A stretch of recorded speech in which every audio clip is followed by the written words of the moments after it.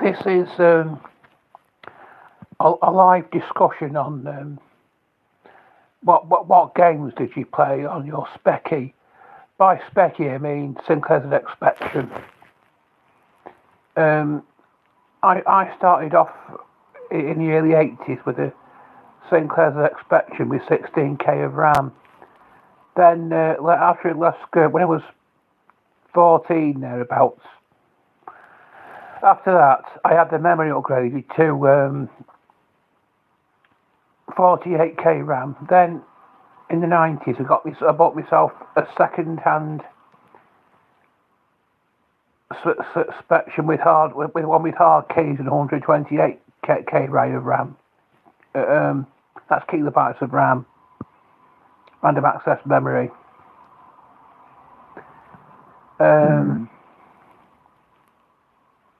I used to have a tired cassette.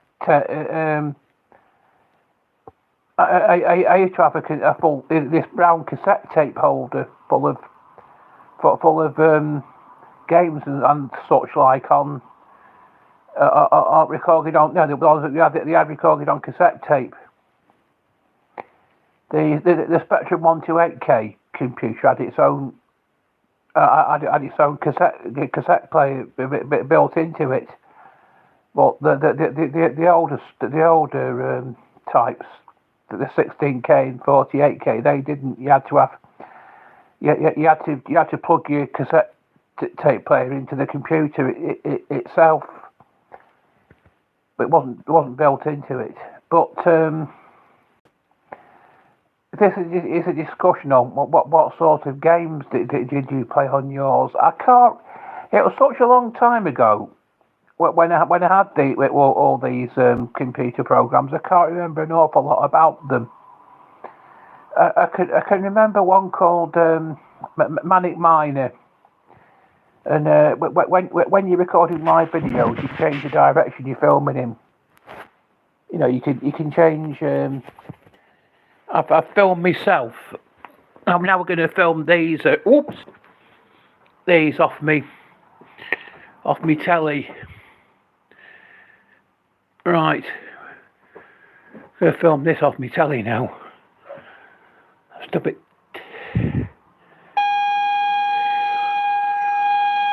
Film it.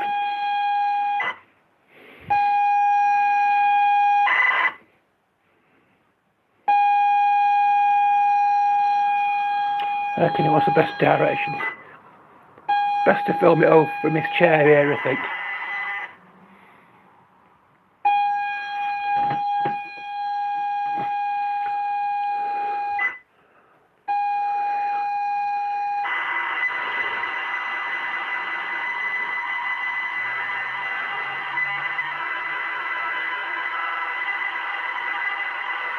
So this is how the Spectrum software looked like this when it was being loaded onto your computer.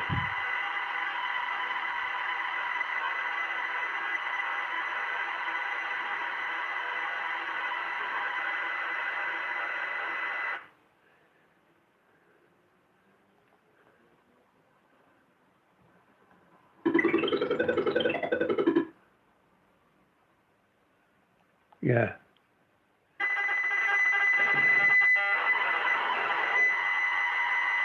It's taking a while, isn't it?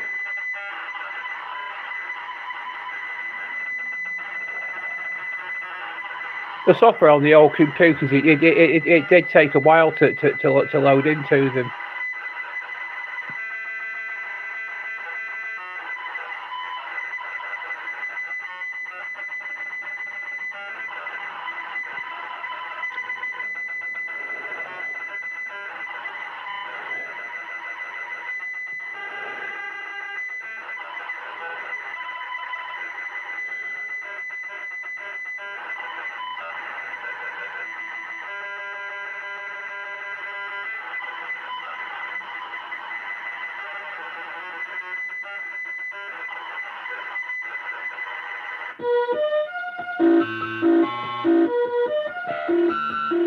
Yeah, that's the actual beginning of the actual game. It says press enter to start.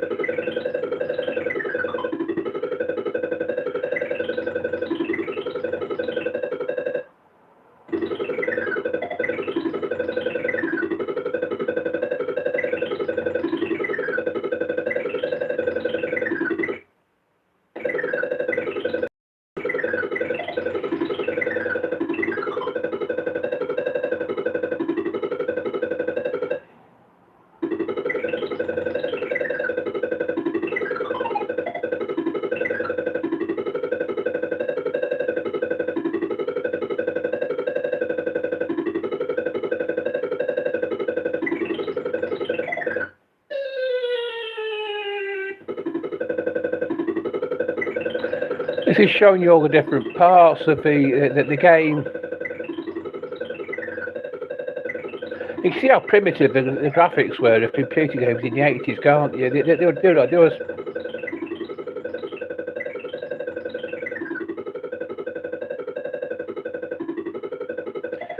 in the 80s, the Spectrum computer was sort of top notch as far as graphics went.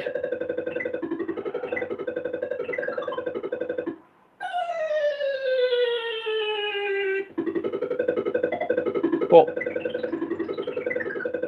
it was only very cartoon-like.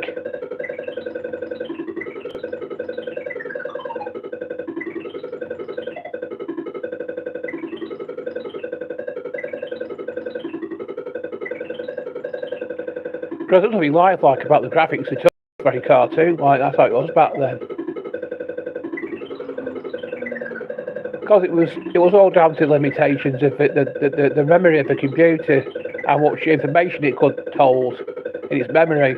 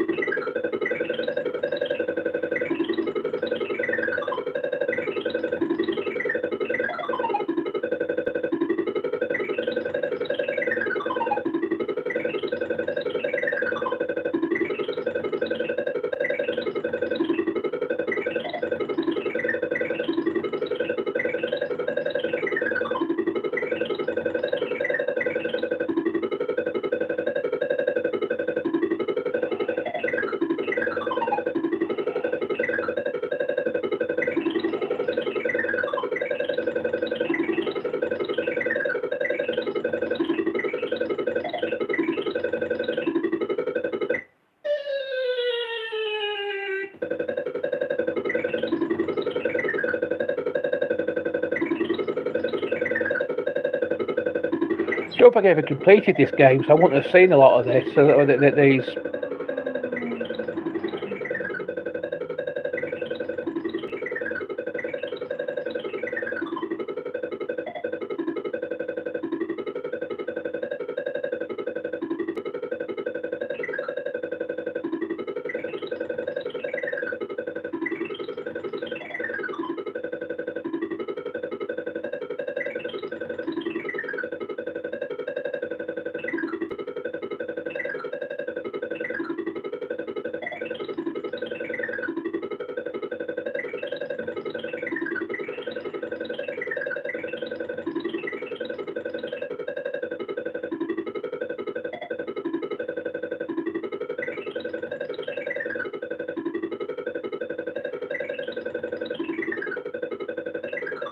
I really live in the past, I do, don't I?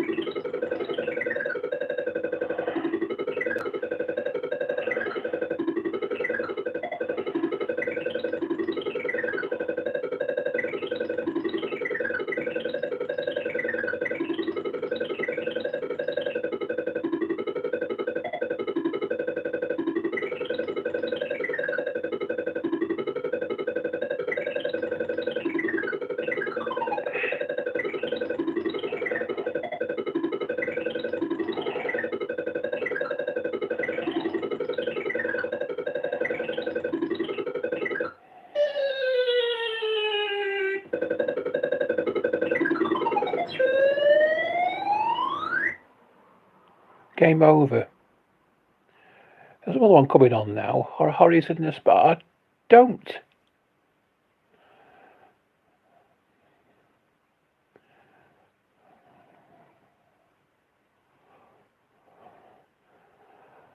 I can't really remember whether I ever actually played Horace and the Spiders or had it in my collection.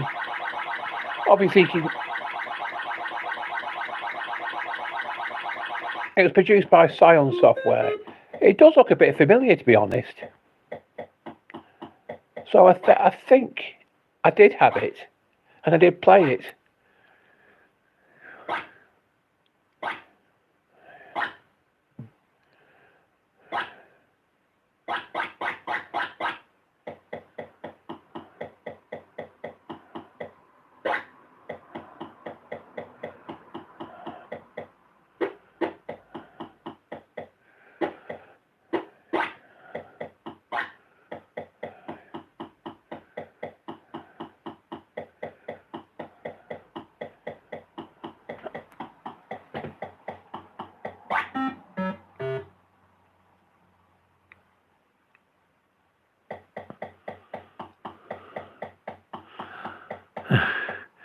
They do look rather fascinating, don't they?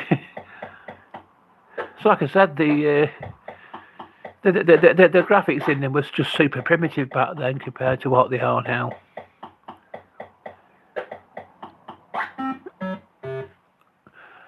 But they only had they had very little information, had very little memory in them computers back then compared to what they have now. They couldn't hold a lot of information.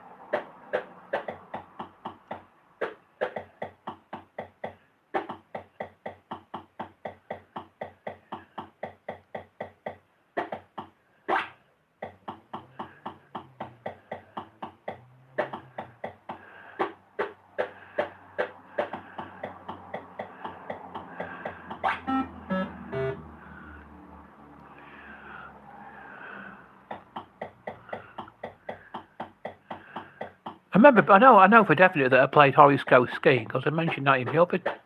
I mentioned that in the other video about the what was your first computer?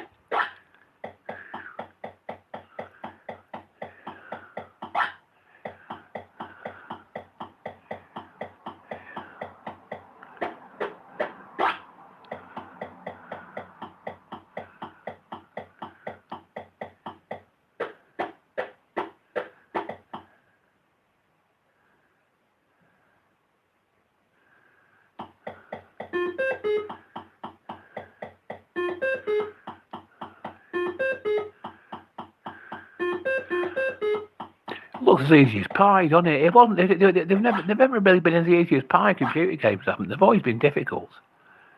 Take a lot of skill. It's like I've been out playing snooker and pool tonight, and it does take quite a deal of skill to get a ball in a hole.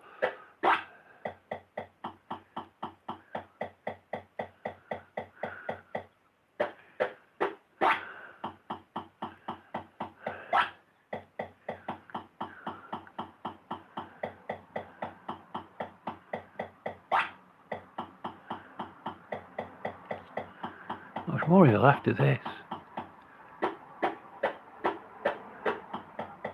I'm not even halfway through it yet.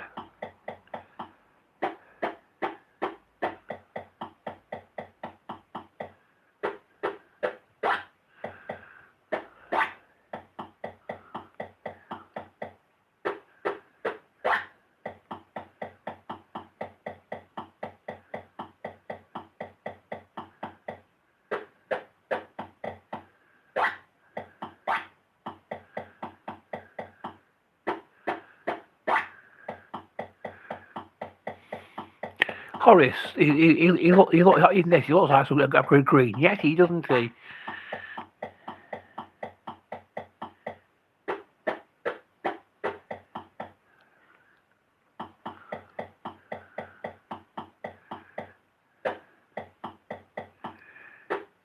You think the object of it seems to be getting serum from the spiders. There was a Doctor Who story called Planet of the Spiders. It was the one where John Pertwee regenerated into Tom Baker at the end of it.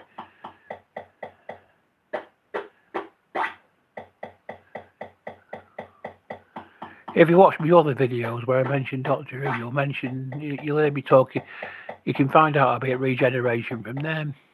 Then you'll know what I'm talking about then.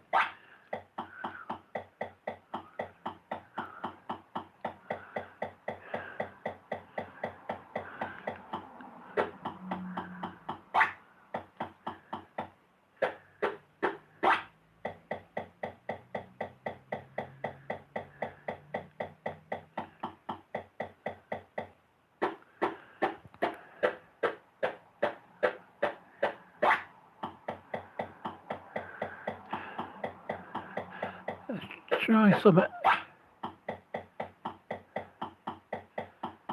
You see what there is.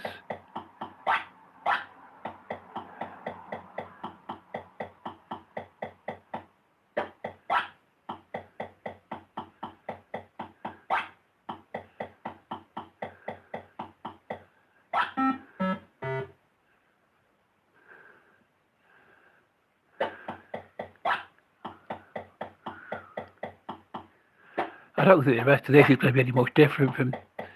I'll put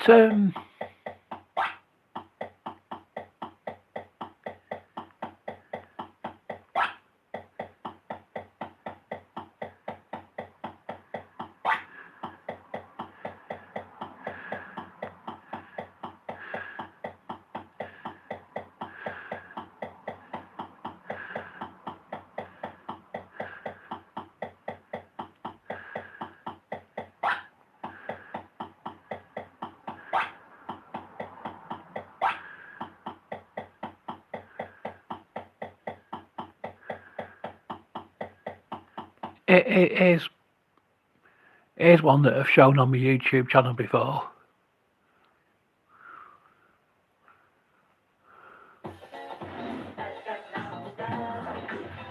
Blasted ads. Every now and then, Why you have to wait for these ads? With the power to shape the whole world forever. Here it is, I used to go skiing.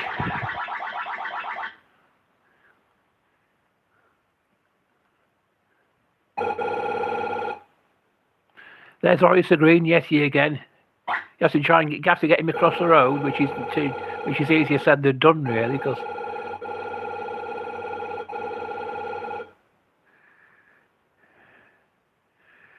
you got to get him carving through the ski slope.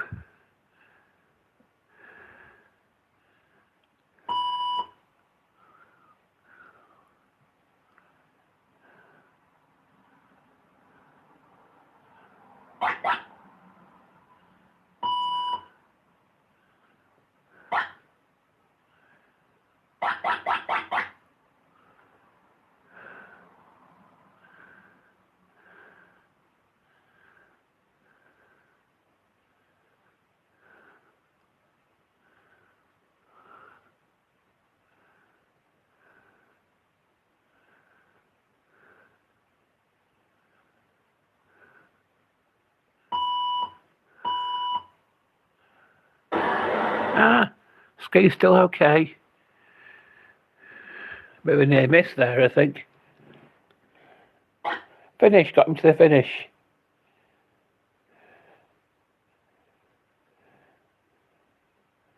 Got him across the road again.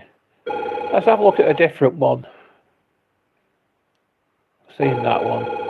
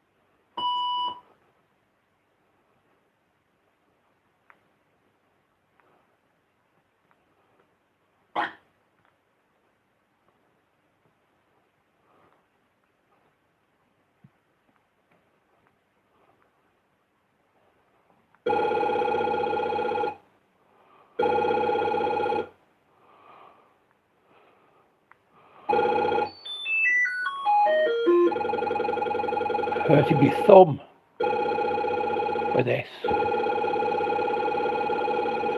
Going to have to do it on me with the look for the stuff on the other thumb, the other hand now. Hurting my thumb.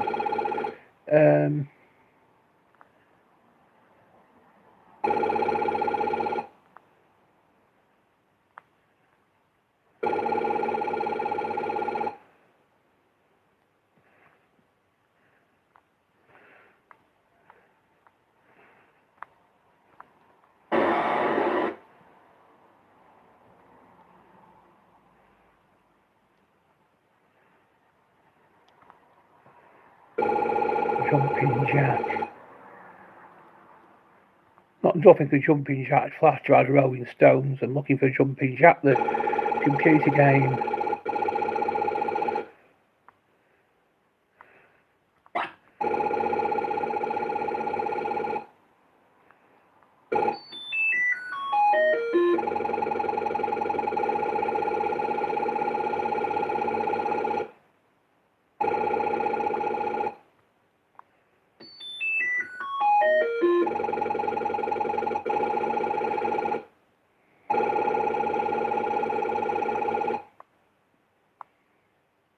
Jumping jack. Search. Now here it is. I was lucky with that one. Found it straight away. I think this is what, I'm nearly sure this is one that I played. You know, I think you have to guide him through the holes in those lines.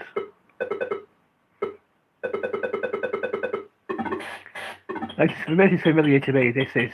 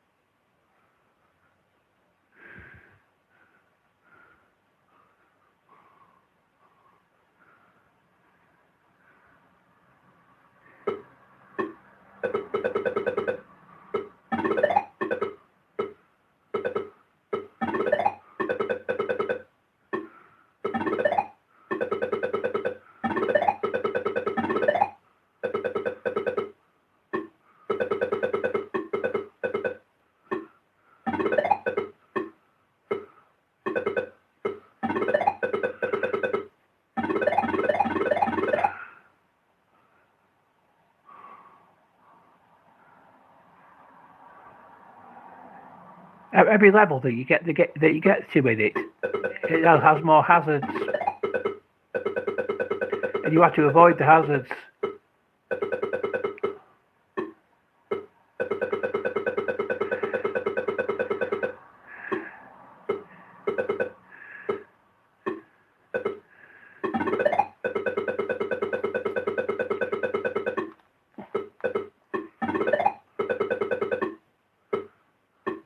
They've never really been easy computer games. I mean, they do require a level of skill even to get from one to finish one level of them.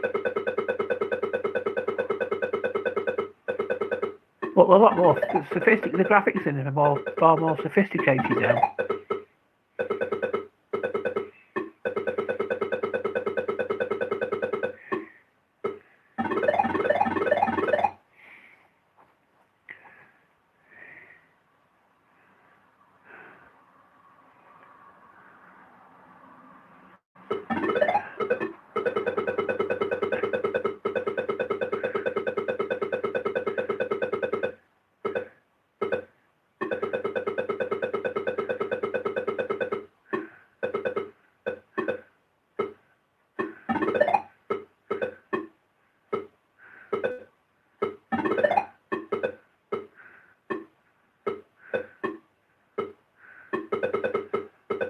This live video is going to be more than an hour long, I think, by the time it's finished.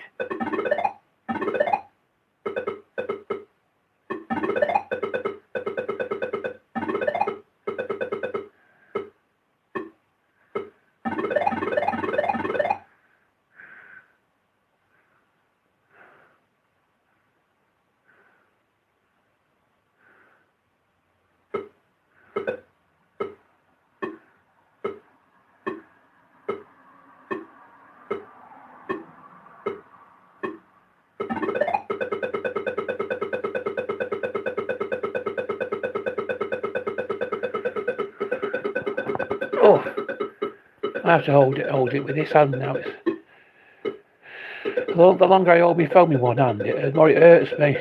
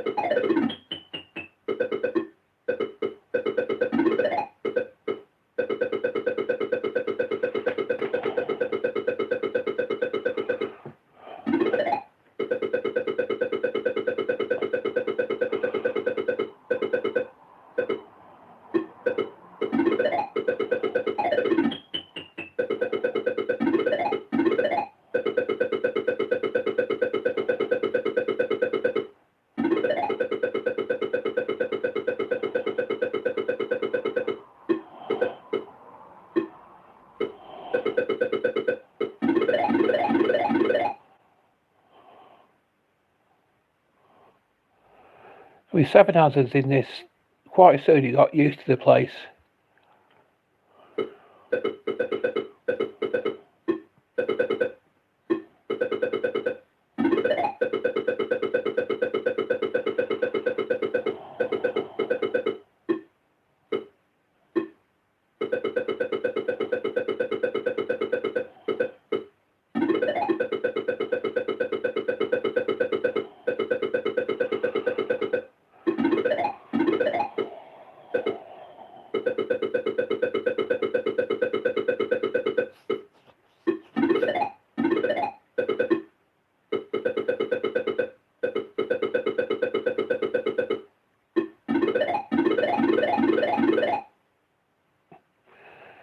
Yes, level 8 hazards equal jump to escape from the chase.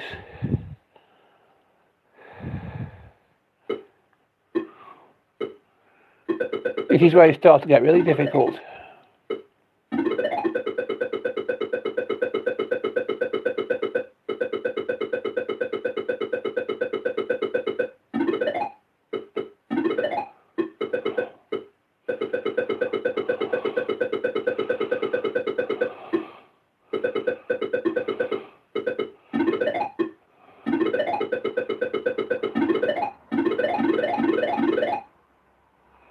That's level 9 houses, but without careful thought.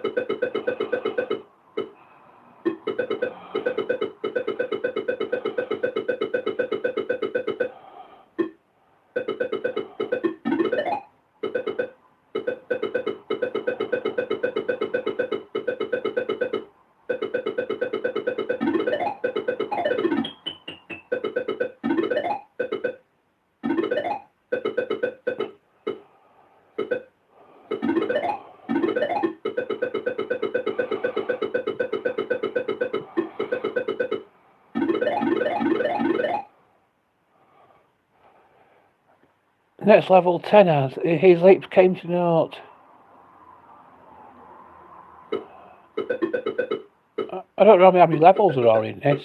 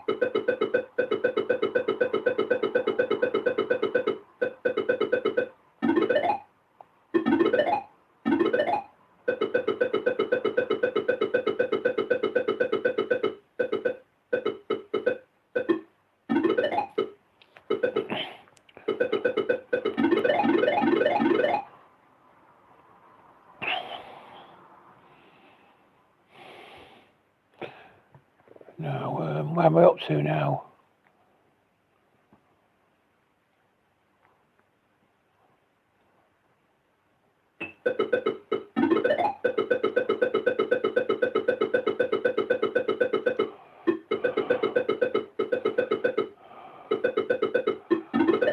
You get people selling Sinclair ZX, these old computers on eBay and things like that, and they perhaps sell quite a fair amount of software with it. It wasn't just games you could play on it. It was I used to have a quiz program that like something like Mastermind or something.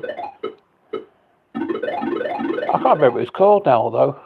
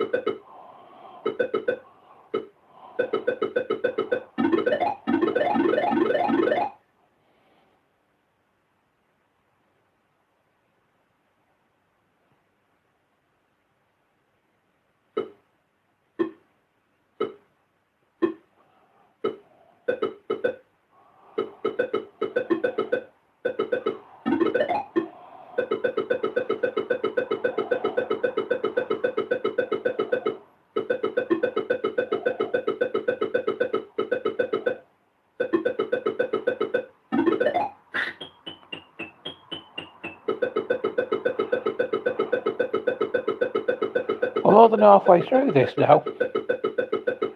Won't be long before we're seeing the entire game.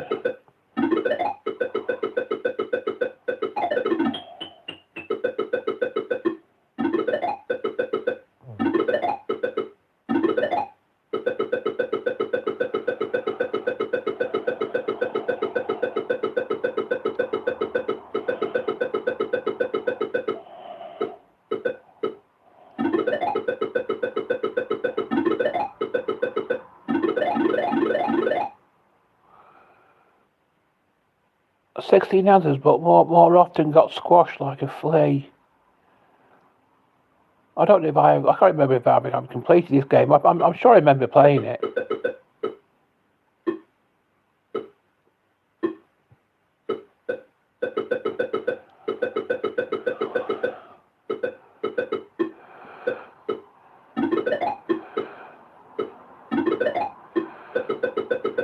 I had a bit of a goal to teach myself how to program in machine code on the Sinclair ZX Spectrum, but it never came to fruition because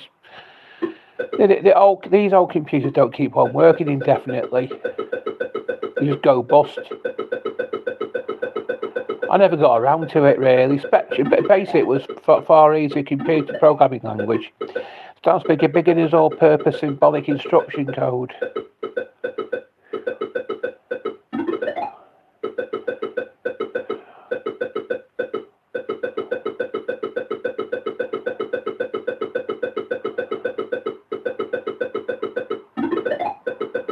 I got to do another live video. After this one, on this one, what were the first computer games that you played? I'm going to show you the games that are on the Horizon starter pack that you got with your Spectrum.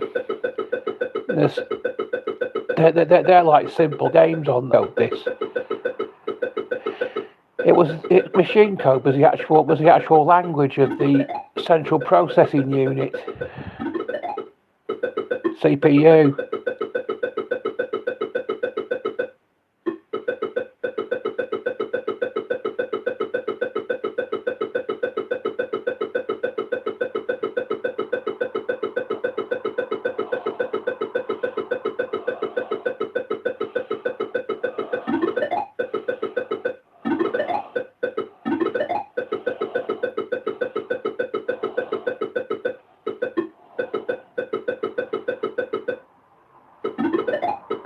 I think you're going to show one more game. After this, I think I seem to remember playing. I think it's Flight Simulation game. I think. Now it's level 8. He's getting difficult. This. He felt like a rat in a trap. I think. It's like a song by the Boomtown Rats, Rat Trap.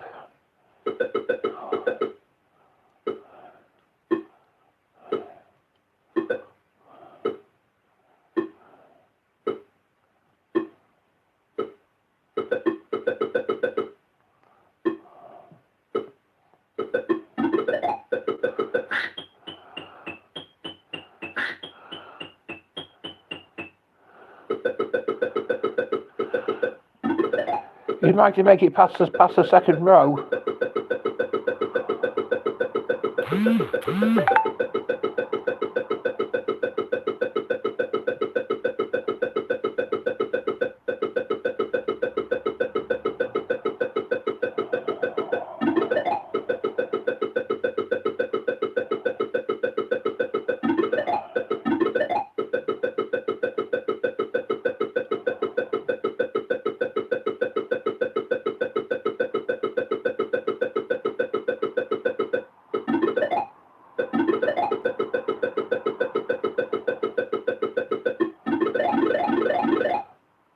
There's level 9. 19 hazards. If only you guessed. I don't know what happens when you actually make it to complete the game. Well, I think we'll find out. I think.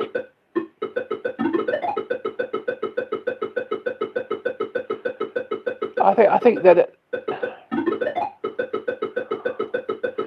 think them little men on in the bottom left hand corner, they're the number of lives that he's got.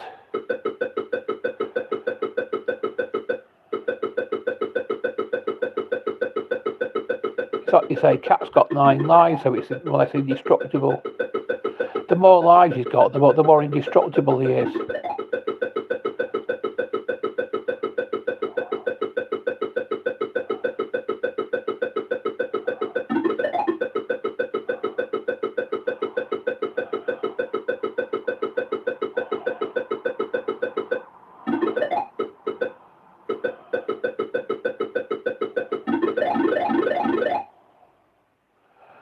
That's level 20. That's soon he could rest. I think this is the final level. I think we've more or less got to the end of the video.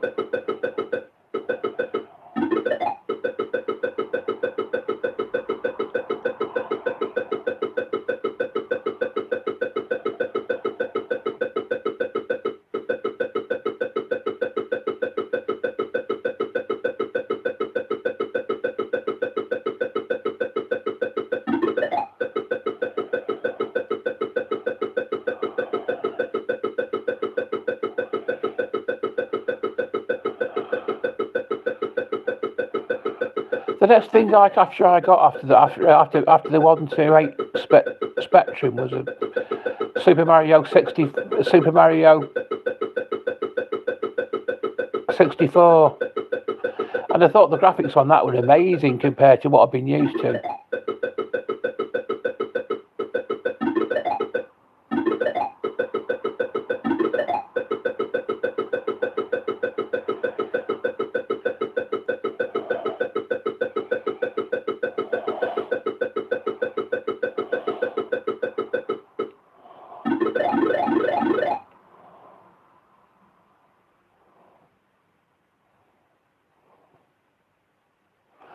Jumping jack after jumping the very last gap. Well done. Final score 09600 with 20 hazards. New high. Top 50. I'll put flight simulation on now.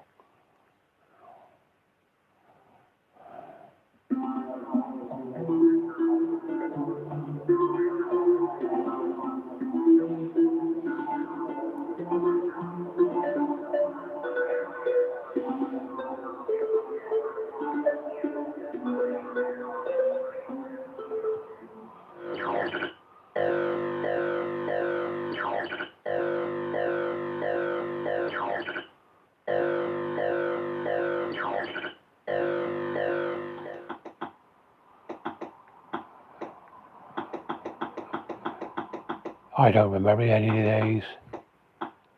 I think there are absolutely thousands of games that are produced to it, and all the not just games, other things as well. They could help you with your homework.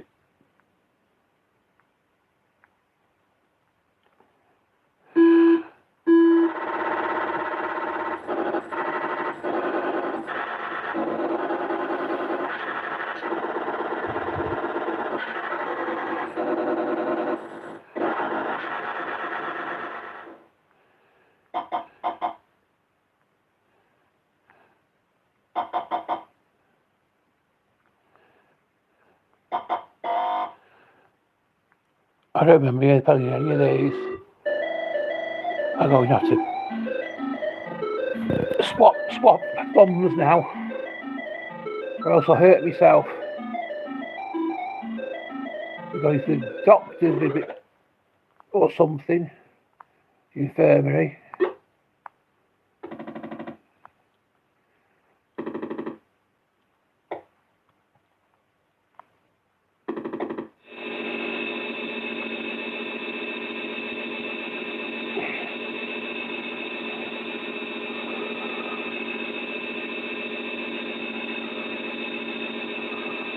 Flight simulator. Right. Let's take a look at this.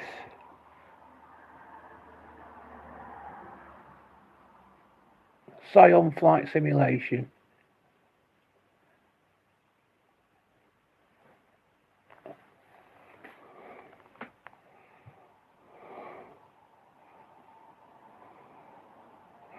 Tell you what, it'd be best if it.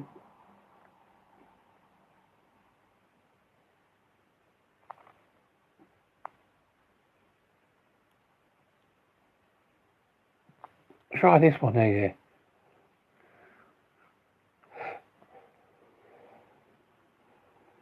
Hello and welcome to another retro showcase. This is flight simulation from Scion for the ZX Spectrum, and this was released in 1982, which makes it a rival to the very first Microsoft flight simulator that was released under that branding. It wasn't the first Sublogic flight sim, but this is when Microsoft released a version of it. And I've had the cassette have just arrived in the post, and I will attempt to load it. It's 40 years old, 41 years old, so we'll see. If it doesn't, I have a backup plan. So I thought I'd read some information about it though. It comes with a cassette like inlay, and it's maybe like a few pages I'll read some of it. It says here, Popular Computing Weekly said of Psion's flight simulation on the ZX81, no words can do justice to this most elegant of programs. You will not see a better computer game till Psion produced one for the Spectrum. Here it is. Learn to fly, bank, dive and climb. See the world outside through the cockpit windows. Land and take off with the aid of the many cockpit instruments. Okay, so it says here load and run by typing load flight. So I'm using my clone Spectrum here, which is a clone of the 128. So actually slightly different instructions to load stuff. Put the tape in now. Oh, I need to rewind it. Sometimes tapes are double-sided, but this one on the other side it just says blank tape. So while that's doing that, I will select 48K basic, which puts it into ZX Spectrum mode from 1982, and then we do J Shift PP. Actually, it says load flight, but load with any name will work. Okay, so the cassette's rewound. You set the tape counter, and let's see what happens. No, these are ads again. I wonder if you can skip it. Yeah. I'm not recording the audio directly from the Spectrum. There's not really much to hear, but I've got the television next to me that's playing the sound, so hopefully there should be some of that will come through. Okay. Let's see if something comes up. Program flight, so that's a good sign. It's making unusual noises, but should be alright. Now, program flight with lowercase letters. Okay, so over the last decade, with the increasing power of computers, pilots have been trained to fly new airliners on large-scale computer-controlled simulators on the ground. Even on a small microcomputer like the Sinclair ZX Spectrum, the essential parameters of flight, the dynamics of the airplane, the navigation of the airplane, the main instruments, and the representation of the outside world can be portrayed in real time. Flight simulation includes these effects and represents a small, high-performance, two-engine, propeller-driven airplane. Okay, aspects of flying. The essential controls of an airplane include the joystick, flaps, rudder, and engine power. Moving the joystick sideways affects the ailerons on the wings, causing the plane to bank left to the left or right.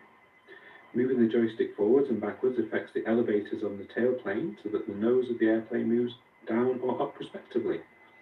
The aerodynamics of an airplane are extremely complicated. Changing one control usually has more than one effect. For example, the ailerons do not simply cause the plane to roll, but produce a sideways airflow which causes the plane to turn as well. I'm sure all this is very well modelled. Okay, it's loading. Leave your tape running. Okay. Didn't get too excited and turn the tape off. Need to keep going. Okay. You may learn and experience these effects in the simulation. You may. That might be the operative word there. The attitude and motion of the airplane is shown by many instruments and navigation aids in the pilot's cockpit, as discussed below. The pilot needs to use these instruments to navigate his airplane onto the right line or vector for approach to a runway, to fly his airplane to the right heading or bearing along that vector, and to approach the runway with the right speed, altitude and descent angle to land the airplane. Typically, the correct approach angle of descent should be around 3 degrees, which implies an altitude of around 6,000 feet at 20 miles out. Okay, 3,000 feet at 10 miles an hour, 1,000 feet at 3 miles. The rudder controls can contribute to the turning of the airplane. When on the ground, while taxiing, the rudder controls also steer the direction of the airplane. Okay. So the instructions carry on. I'm not going to read them all out, there's a lot here. Surprisingly, I won't be playing this with a HOTAS controller. This will be with the keys. A rubber keyed Spectrum that I have. Thankfully, it summarises them on the inlay here. Fingers crossed we can figure this out. If it does require a joystick, then I can figure one out. Let's see if the game loads first.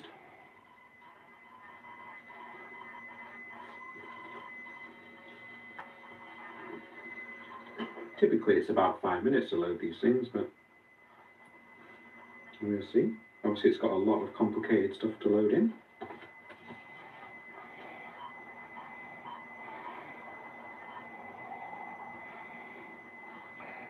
This commentary is on the actual. It's on the actual YouTube video itself that you're hearing.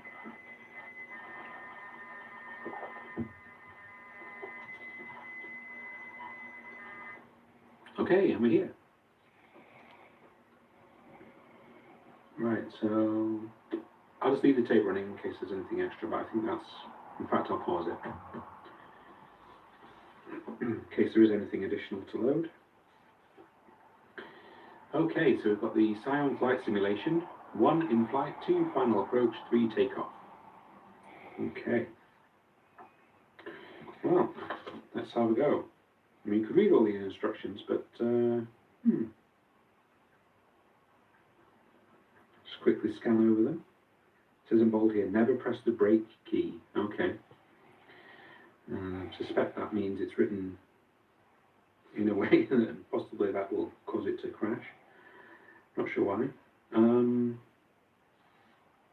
Okay, so this is a blind play. I've not actually ever played this before.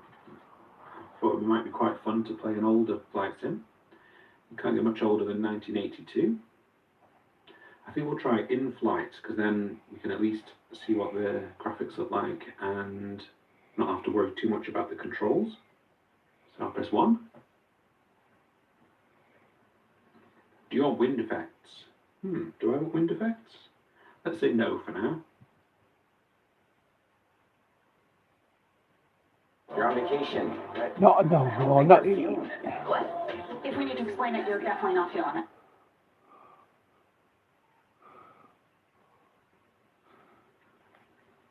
Here we go. Right, there's no sound effects at all, so I'm glad I didn't bother trying to set that up. And wow, there's a lot of stuff on the hood and not much out of the window. So it has a quick sort of explanation here of all the controls on the instrument panel. And in the lower half of the screen is the pilot's cockpit view and is the instrument panel. There are 5 clock-like dials, a number of gauges, warning lights, and a variety of digital readouts. The 5 clocks from left to right are the instrument landing system. Wow, ILS in this. Okay, that's cool. Airspeed indicator. Okay, so we're going about, what's that, times 10, so about 150 knots. That's not bad. Okay, radio direction finding equipment, which is the compass thing in the middle. The altimeter. So what we have, about 4,500 feet, so that's good. And the rate of climb indicator, and climbing slightly, which is great. So I can read this out and not crash into the ground. RDF clock is the large dial in the center of the instrument panel. A small airplane is drawn in the center. The dial and points in the direction or heading of the plane. Digital reading on the clock gives the heading and compass degrees of the airplane. So heading 76 degrees, I don't know, it looks like we're going out to sea. The RDF is the most important navigational instrument. At any stage, the plane is logged onto one of a number of beacons on the ground. The position of the current beacon at any stage relative to the direction of the airplane is represented on the RDF clock as a flashing dot near the circumference. Okay, so in Microsoft Flight Simulator, you've got kind of more complicated and more realistic navigation simulation, so you could tune into a VOR and have some kind of distance measuring equipment, things like that. It looks like they streamlined that and simplified it down to just a kind of a dot saying here's where the airport is, which is fair enough. This isn't supposed, well, I know it claims to be, cutting edge, but might be a little bit of talk. The fact that it's running on a 48K system, that's pretty good. Right, so the position of of the current beacon at any stage relative to the direction of the airplane is represented as a flashing dot. If you wish to head directly for a beacon, bank the airplane until the flashing dot moves around the circumference to the 12 o'clock position. Okay, so I think we'll probably do that in a sec. Airspeed with 1 unit, blah blah. Okay, that's straightforward. Altimeter, yeah, usual sort of. Oh, we're up to nearly 6,000 feet as I've been talking. Rate of climb measures the vertical speed in 1,000 feet per minute. Okay, that's a rather funky R they've got on the ROC there. Okay, power. Okay, so we're at sort of about 80% power. Fuel, plenty of fuel. Flaps. Where's the flaps? Oh yeah, okay, we've got flaps down. That's probably why we're climbing a bit. Okay, gear. Gears up, good. Beacon range bearing. So BCM, RGE bearing, alright, okay. So these are the things in the middle. Digital readout gives information on the current logged on beacon. Beacon gives the beacon call sign of the log on beacon, so we're heading towards ME, wherever that is. RGE gives its range, so 20 nautical miles, and bearing of compass degrees relative to the airplane, 0. Interesting. I would have thought it would be more like 270, but okay. ILS, we're not going to worry about that just now. Skip that section. RA radio altimeter, the digital readout part of the ILS, so ignore that as well. There's a lot of stuff about ILS. We'll come back to that, I think. So, the controls are the cursor keys. So we'll just try a simple dive. Okay, so that's climb. Okay, good.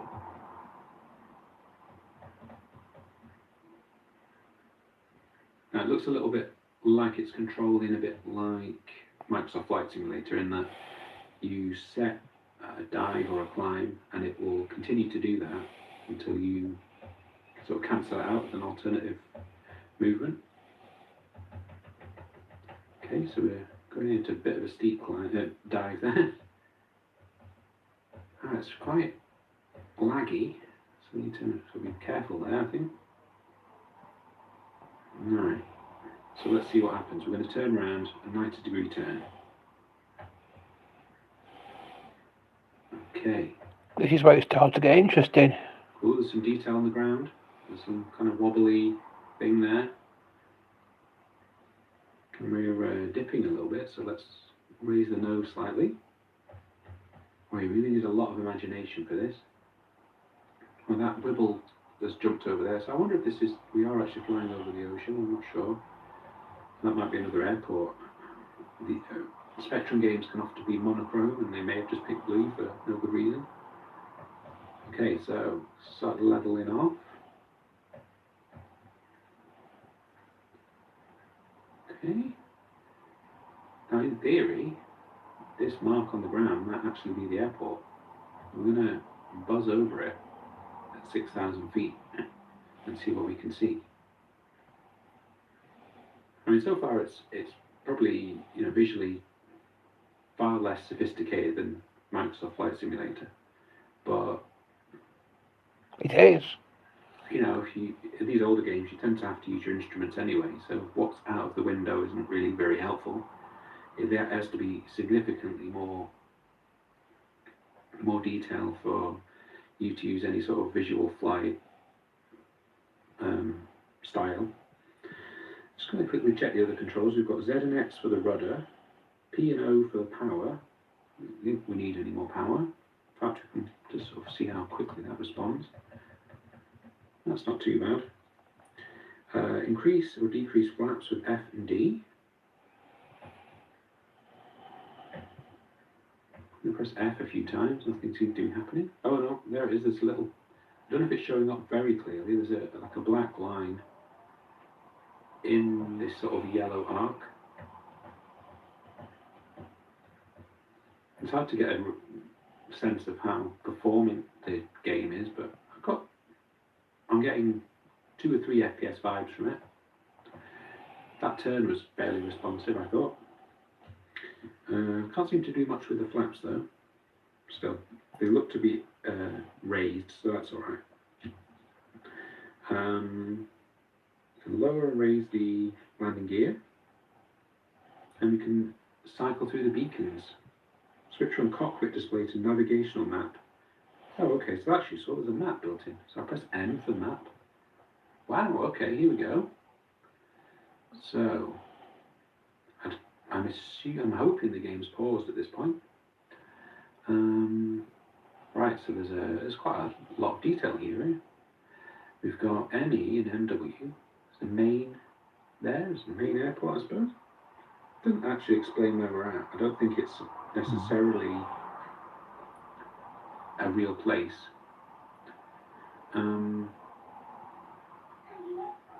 But it looks a little bit like the ground's blue. Just wherever we are. There's a lake there. Lake Tri in the top left, Lake Orb, and Lake Long. Okay. So let's fly around again. See if we've. Okay, range 6. This is kind of fun. I mean, it definitely requires a bit of imagination. But I didn't realise it was as sophisticated as this, having a map and some kind of actual locations we can fly around. It's pretty good. So I don't know how much of this airport's going to appear on the screen. Also, the capture system I've got is composite video, so it's probably looking particularly fuzzy, but this is kind of how it was when I was a kid, playing my cousin's Spectrum.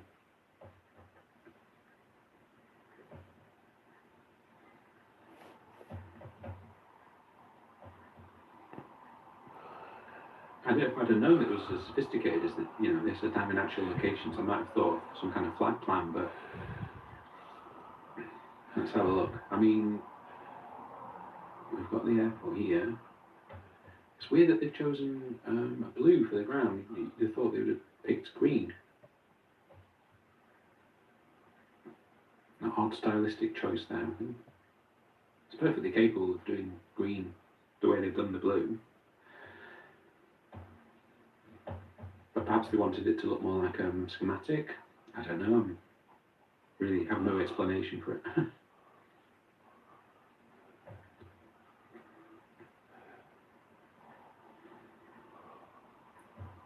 Okay.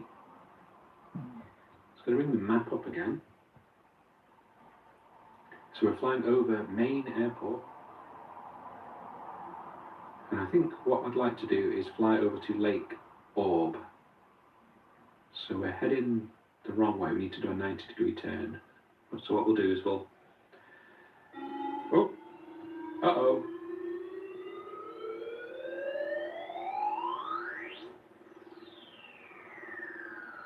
I have no idea what happened.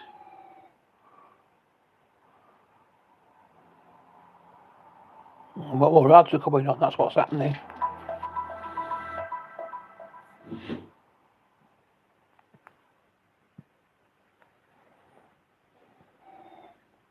You crashed into the ground. Naughty boy. So, that answers the question of, is the game running while the map's running? Yes. I don't remember being that low. I should have checked my instruments better next time. Okay, so now I've got more of a sense of the game. I think I'm going to play again from takeoff. Landing's going to be really difficult. Do you want wind effects? No, I don't think so.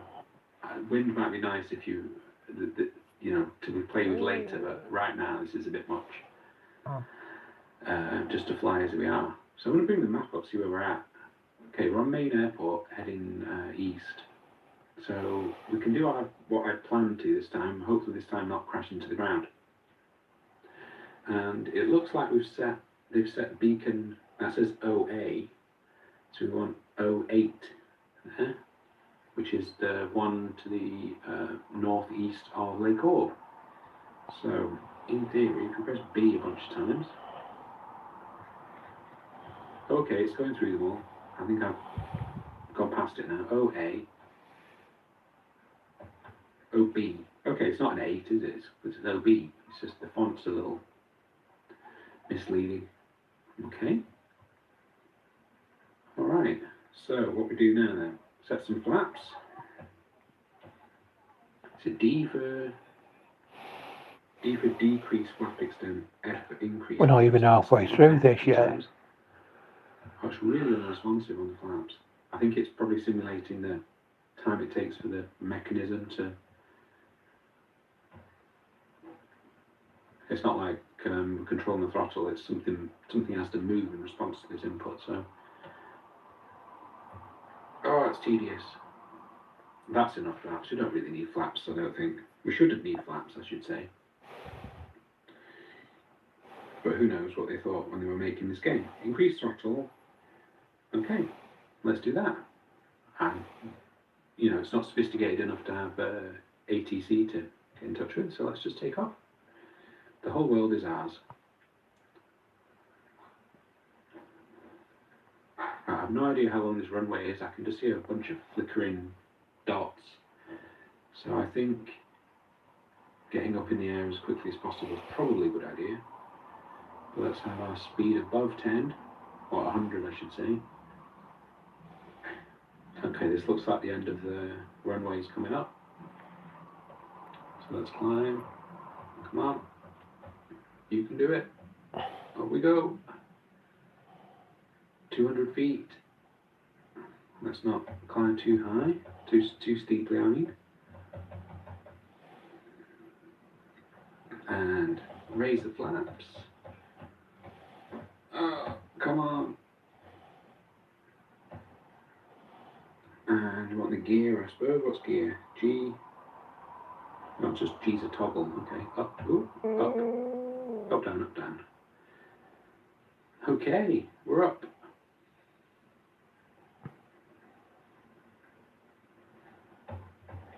Okay. Now, our bearing, 58 degrees, so we need to turn left 58 degrees, I suppose.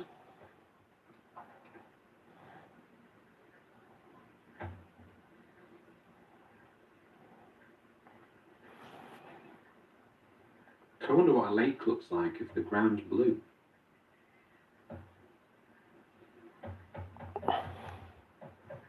Okay, level off. So we've got 37 nautical miles. We'll drop the power a little bit.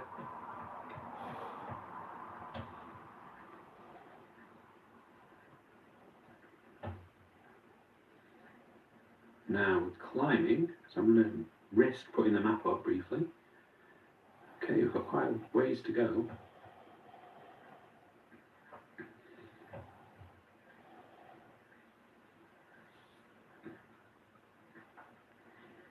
So while we're doing that, I'm going to have a quick look at the ILS system.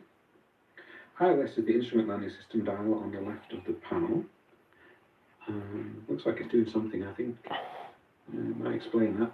It is a guidance system which aids the pilot in approach to the runway. A radio beacon at the start of the runway emits a signal, the position of which is displayed on the ILS as a flashing dot. When the airplane is on the correct approach, the flashing dot will be at the centre of the ILS. If it is not at the centre, the pilot should steer towards the dot. Thus, if the dot representing the runway is on the left, the pilot should bank to the left until the dot moves to the centre. Just above the centre, the plane is too low, and the joystick should be pulled back. Okay?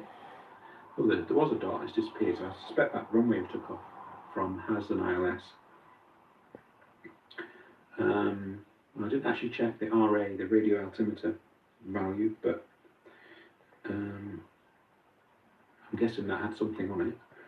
The radio altimeter is a digital readout and part of the ILS system. A reflected radio signal from the ground measures the height in feet of the airplane from the ground to the wheels.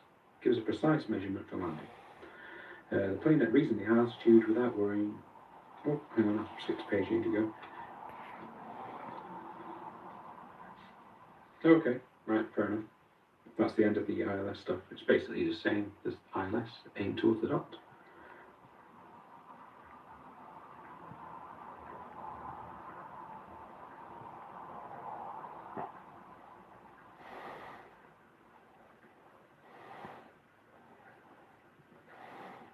There's a section on flaps, and it just says that you shouldn't fully extend them,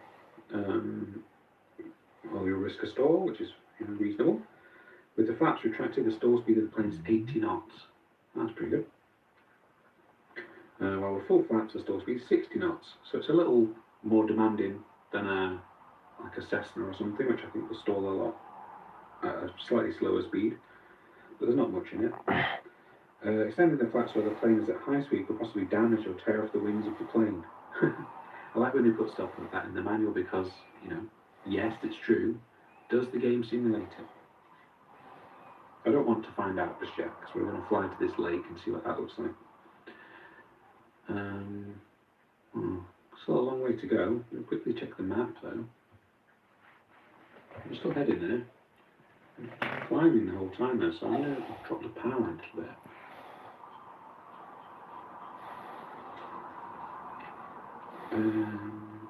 There's not much more in the manual. It's pretty thorough, but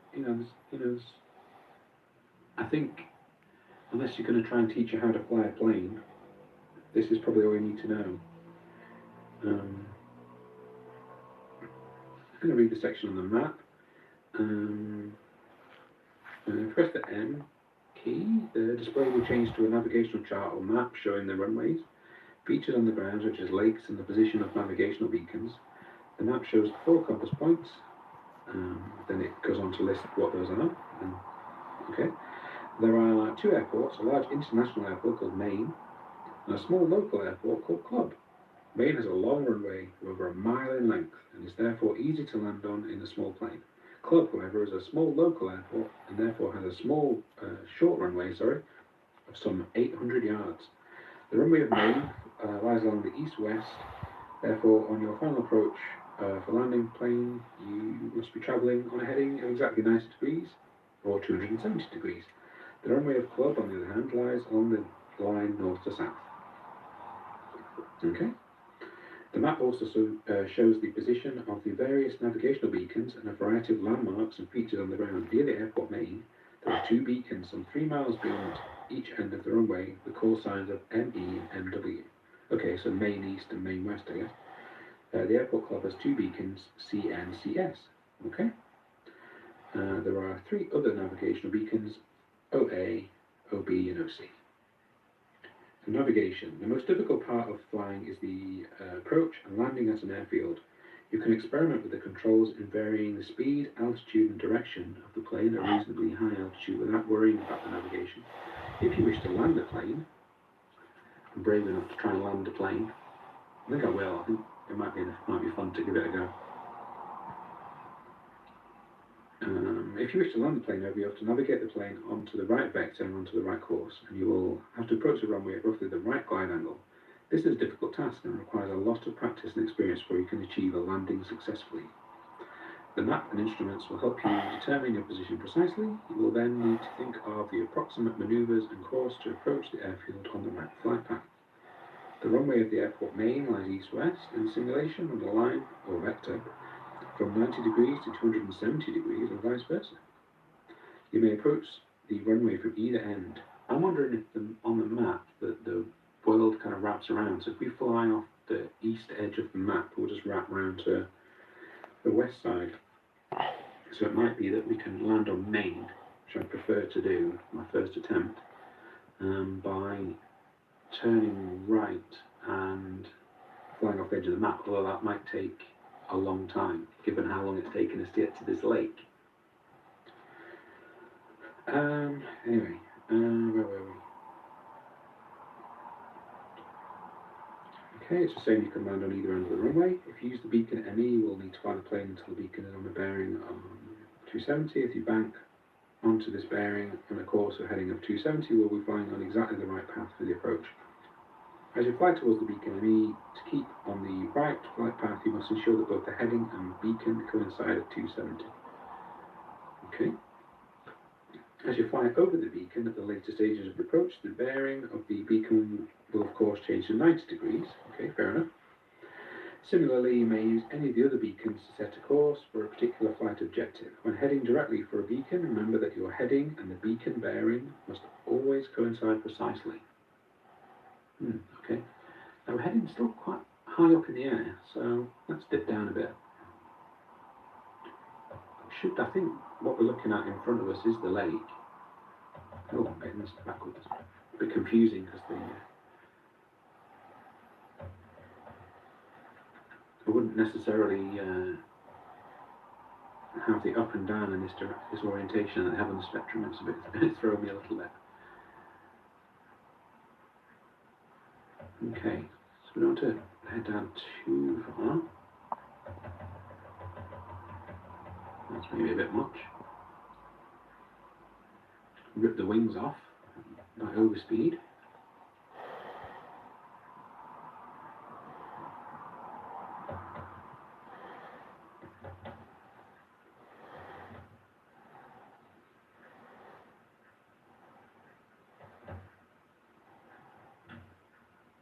Just realised I left the tape cassette run playing on my pause mount. That's making a load of noise, so apologies if I've not been able to remove that.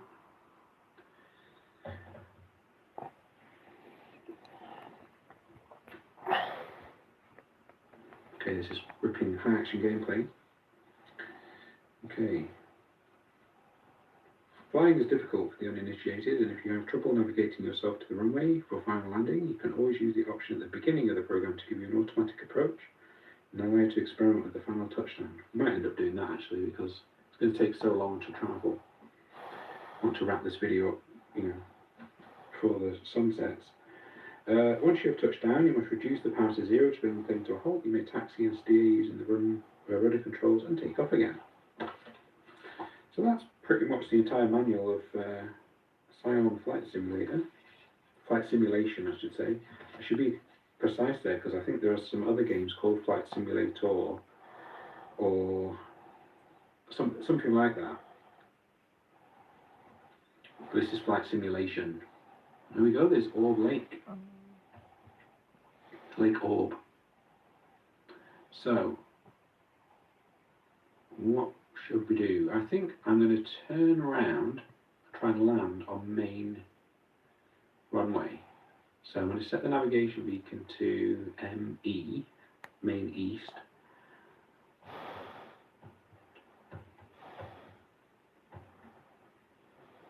And then turn this thing around. So turn left so we can witness the amazing graphics of Lake Orb.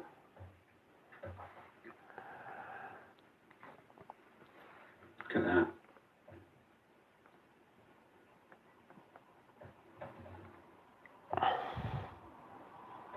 We're losing a bit of altitude while we're doing this, but that's okay because I kind of feel like I'm too high up anyway.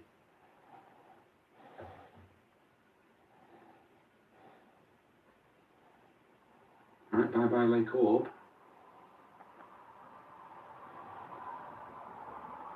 So this is an ILS runway we're coming up to, so in theory, this should be the easier one to land at. But there's all kinds of reasons why it could go badly, so I look forward to finding out what actually happened. So I can already see some flickering in the distance and like some light blue pixels. So I'm assuming that those are the first glimpses of Main Airport, Main International. Okay.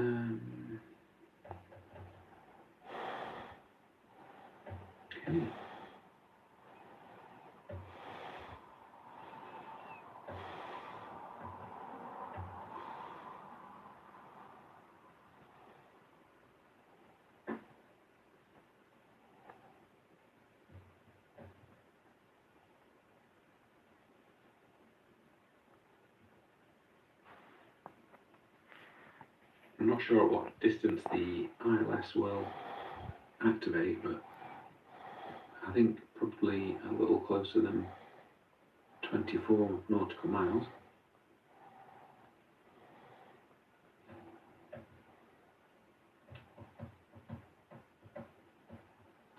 Put a bit more power in, try and get us there a little faster.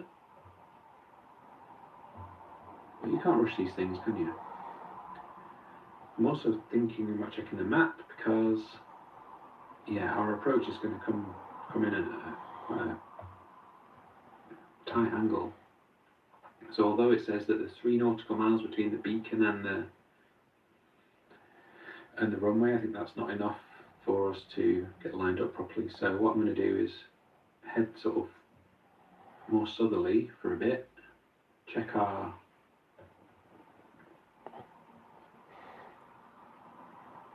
angles after a while, try and get a straight approach, because we're going to need all the help we can get, I think. My main concern is losing speed. I have no idea what the brakes are. I don't even think it has brakes. But then again, I don't think it'll matter too much if we land on the runway and leave it again. I don't think it's necessarily going to tell us we crashed just because we got into the grass.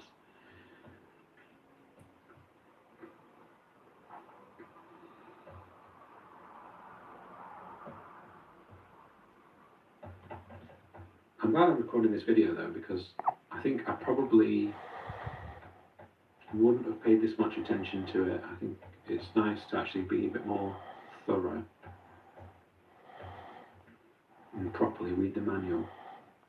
Because I mean, you know, these in 1982, this was sort of roughly cutting edge. I think Sublogic definitely had them beat, but they had stronger hardware to work with. They weren't trying to make something throwaway with this. I think they were really trying to make something sophisticated, and so I think it deserves a bit of respect. You know, sort of read the manual without getting too deep into into that. Okay, I've not done a very good job of getting a good angle there, so I'm going to really, I think, maybe head to 170 for a bit to really hammer home that we want to approach this on a more westerly direction. Fortunately, we seem to turn very effectively, which is really nice. It's not like a slow turn. We can navigate this thing. It's quite a nimble aircraft, which is good. It doesn't go into any explanation of what the real aircraft is. I don't think it's inspired by anything in particular. It says twin engine.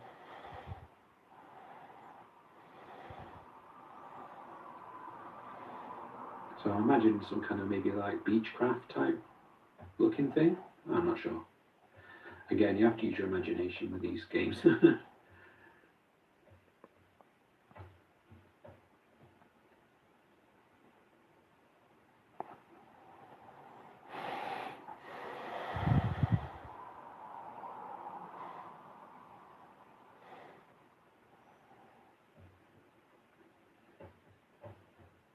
I'm just looking at OBS, and I don't think this video is going to compress very well. It's very, very fuzzy.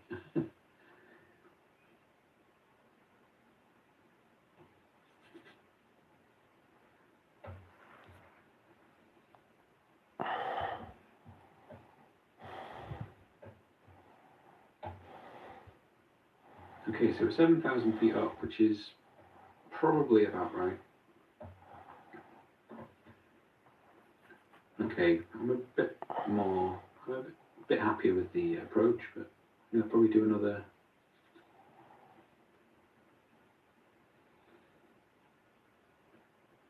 southerly turn.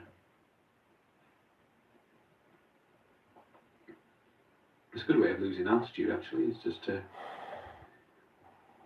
turn around here.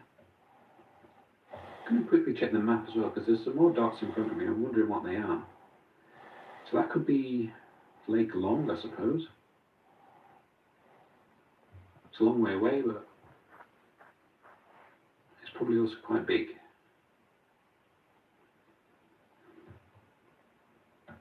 Okay, so we're on a, what would you call it? On the same latitude as the airport now, so we can have a think about lining up with the right angle. Oh, maybe losing a little bit more altitude than I want there. I'm surprised the ILS hasn't kicked in, but I'm looking forward to that. And then we have main, I think that's main airport. There's a... Whoa, got the wrong way again. There's another dot over to the right.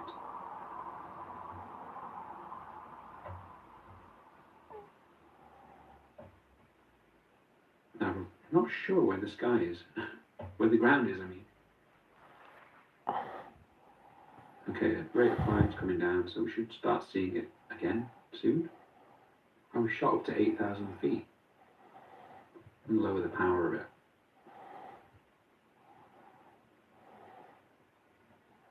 And we've gone crazed because it's behind us now. Ah! I've totally lost control of the aircraft. Okay.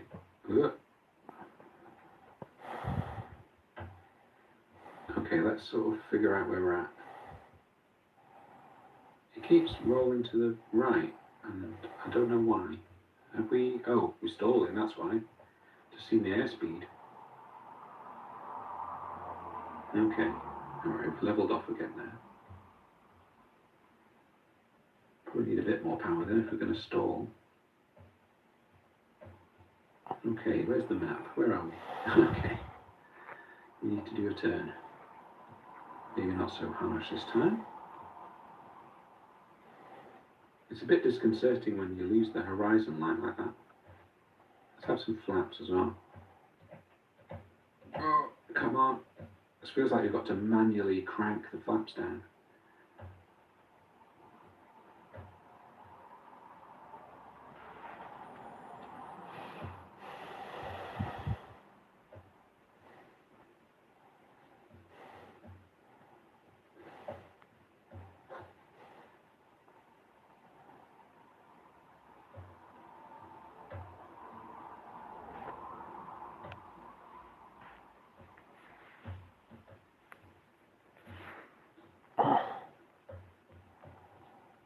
Okay, now I'm assuming this flashing dot in front of us is the airport.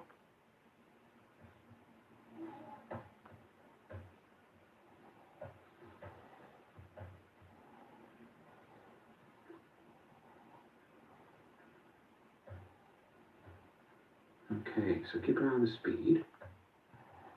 I feel like we should be seeing the ILS coming in soon.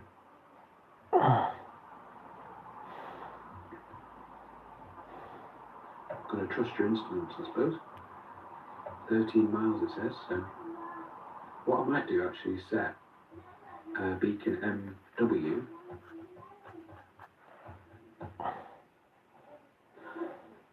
Because that'll give us a slightly straighter bearing. That sort of makes sense, I'm not sure.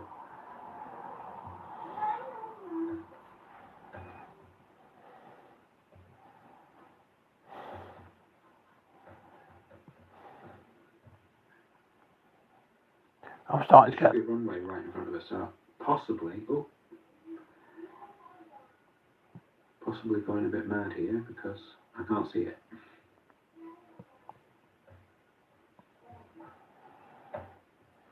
Well, we'll just assume that this line I can see in front.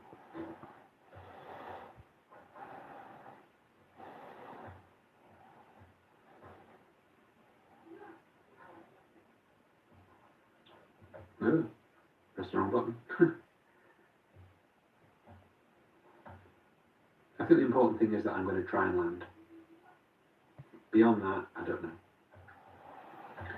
Well, let's do something sensible and put the gear down.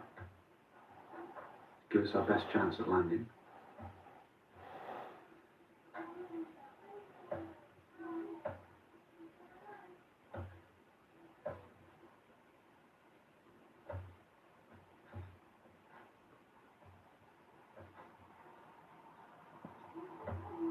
It's quite disconcerting that there's no sound at all. I suppose it would be a bit irritating just to have a constant droning, buzzing noise, which is pretty much all the Spectrum could do anyway. So why waste the CPU cycles on that when you could be simulating all this stuff?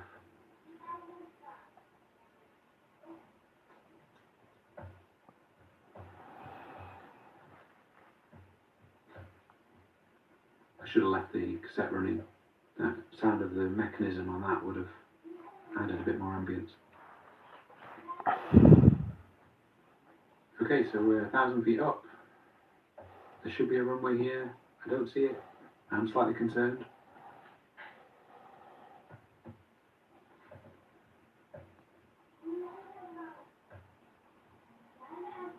Maybe the draw distance on it's going to kick in at some point and it will show me something.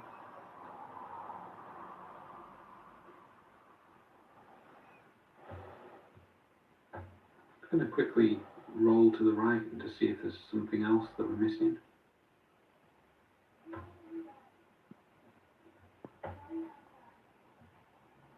Because there's something over there on the right. I'm slightly concerned that that's the airport and that we're somehow... It's right there. Where is the airport?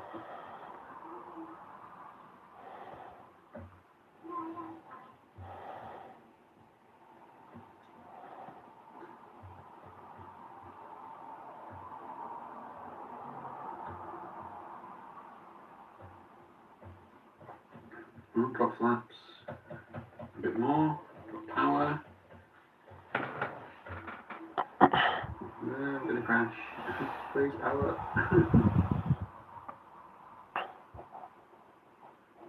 Oh, it's going to bug me if I can't land. If I miss the airport, that's fine, but I can't see the airport. I don't have a chance.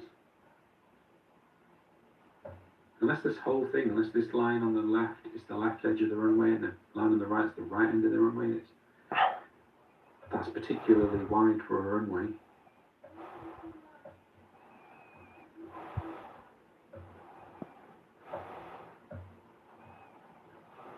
Ah, there was some activity on the radar altimeter there.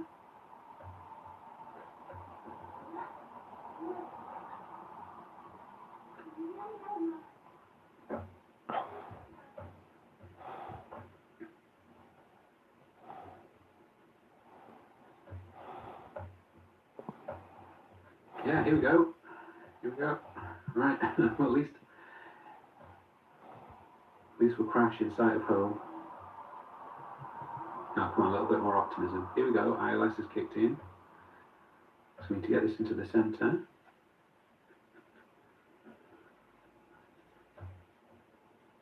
This is exciting. I did not think a ZX Spectrum game from 1982 would be this stressful. Well, this is thrilling. Our rate of climb is pretty poor.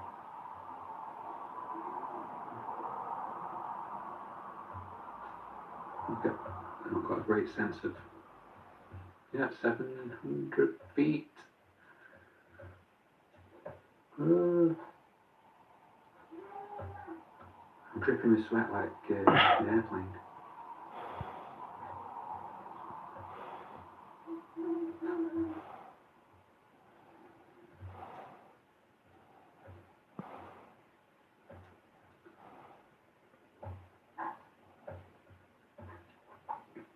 Okay, a bit more flaps.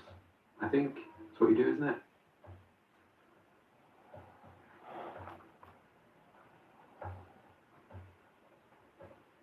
A little bit to the right, so we need to get this ILS lined up a bit better.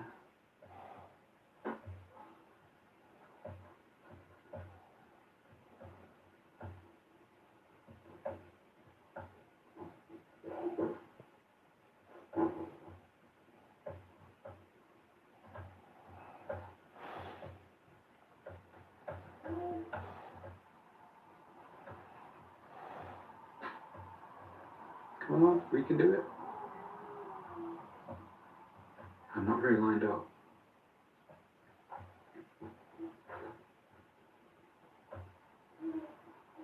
I'm glad I didn't switch the wind on.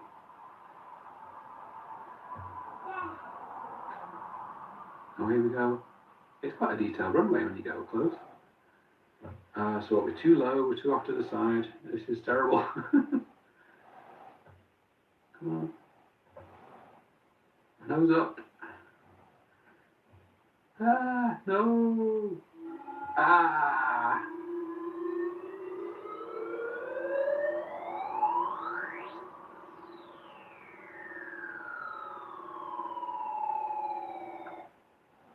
crashed into the ground.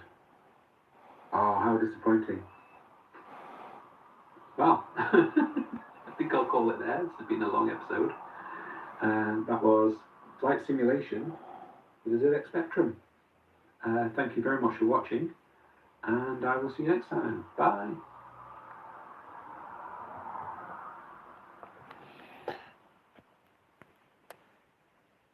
You can see there if you a few of the games. I'm nearly sure I played all those games on my Spectrum. But where this is a discussion, that the idea for you is to put in the comments below what games you played on your Speccy, on your Sinclair ZX Spectrum. Anyway, I'll do another live video, perhaps tomorrow, on what were the first computer games that you ever played. Ta-ra!